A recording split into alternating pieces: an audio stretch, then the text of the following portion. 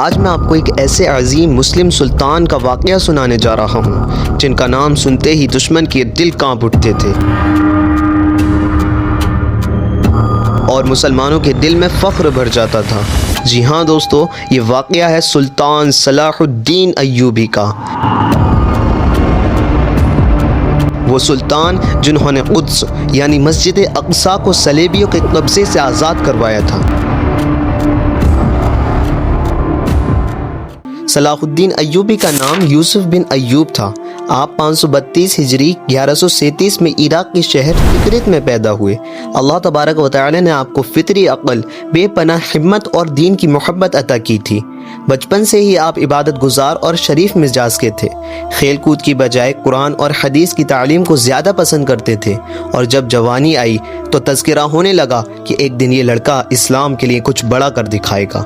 جس دور میں صلاح الدین ایوبی جوان ہوئے اس وقت مسلمان کمزور ہو چکے تھے، اور سب سے بڑی رنج کی بات یہ تھی کہ مسجد اقصیٰ جہاں سے رسول اللہ صلی اللہ علیہ وآلہ وسلم نے معراج کی رات آسمان کا سفر کیا تھا، وہ صلیبیوں کے قبضے میں چلی گئی تھی۔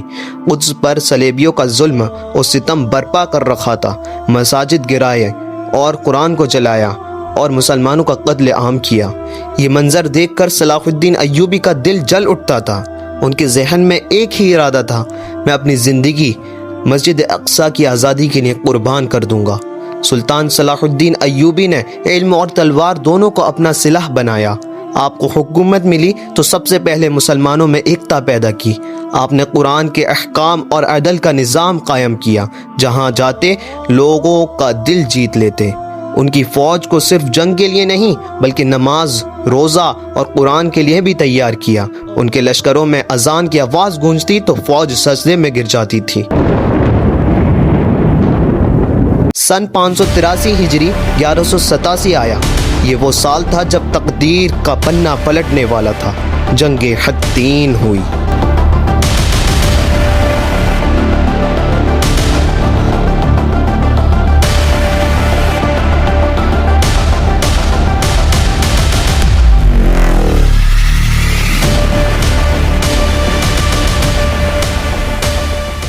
صلاح الدین ایوبی نے اپنی فوج کے ساتھ اللہ تبارک و تعالی کا نام لے کر جنگ کی۔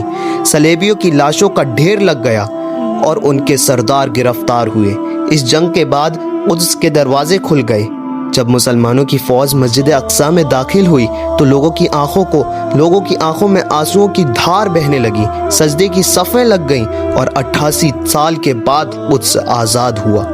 دنیا نے دیکھا کہ جب صلیبیوں نے قدس فتح کیا تھا تو خون کی ندیاں بہا دی تھیں، مگر جب صلاح الدین ایوبی نے قدس کو فتح کیا تو انہوں نے اپنے دشمنوں کو امان دی، نہ عورتوں کو چھوا، نہ بچوں کو مارا، بلکہ ان کے لیے راستے کھول دیے اور اپنے گھر کا امان سے چلے جانے کو کہا۔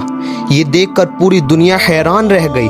ایک ایسا سلطان جو دشمنوں کے ساتھ بھی انصاف کرتا ہے۔ دوستوں، اتنے بڑے سلطان کی زندگی کے آخری لمحے سنو۔ صلاح الدین ایوبی نے پوری عمر اللہ تبارک و تعالی کے دین کے لیے لڑائی کی، لیکن جب ان کی وفات کا وقت آیا تو ان کے خزانے میں نہ سونا تھا نہ چاندی تھی۔